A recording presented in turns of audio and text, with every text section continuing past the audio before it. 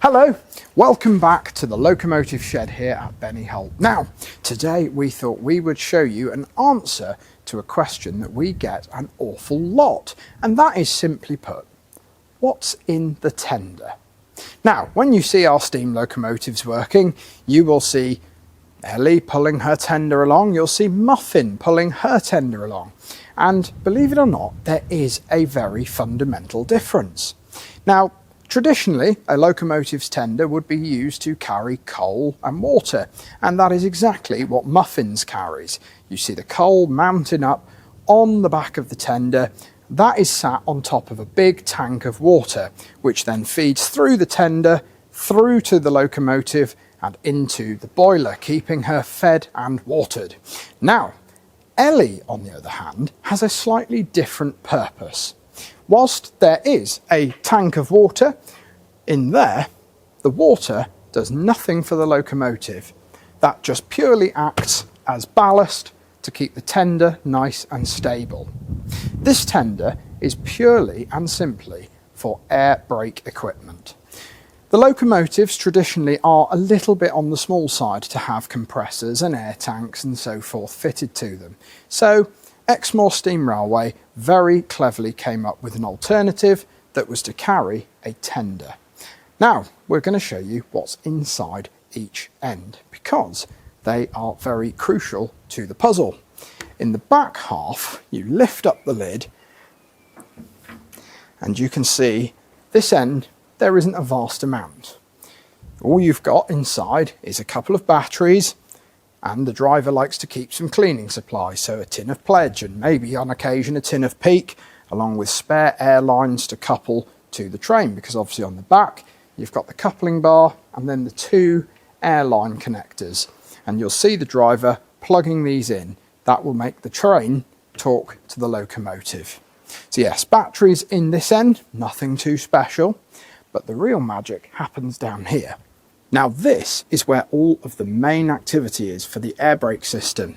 You've got a big black tank here. This is your air reservoir, and that is where all of the air generated by the compressors is stored, and that basically feeds the little reservoir tanks down the train, which then works the brakes. You've got two compressors on these tenders. One is an electric compressor, and that is supporting the main chain-driven compressor, which works off of the axle. So down in the very depths you can just make out there is a chain-driven compressor.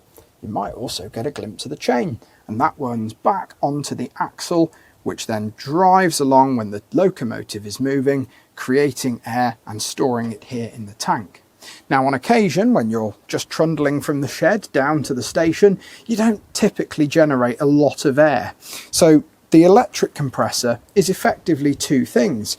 It's a backup in case the chain compressor fails, but it's also a top-up. So if you don't happen to generate enough air through the chain compressor, the electric compressor will kick in, top the tank up and keep your brakes functioning perfectly.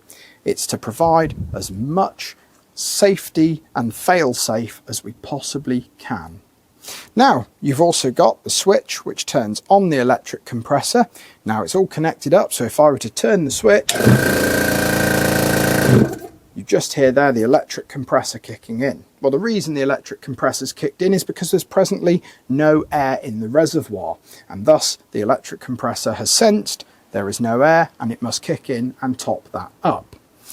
This side you've got the air regulator. Now this regulates the amount of air that goes through the system and down to the trains. Obviously we don't want the full 100 psi going through to the train brakes, because that would be basically, if you were in a car, putting you through the windscreen and stopping very suddenly.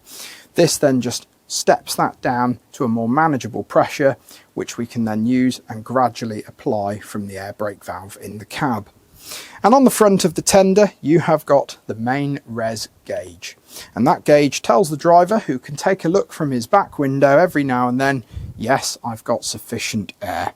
You've also got safety valve for the main res tank, and you've also got a pressure relief valve, so when that gets to a certain pressure it offloads and takes the load off of the compressors and vents to atmosphere, thus preventing you overworking the compressors.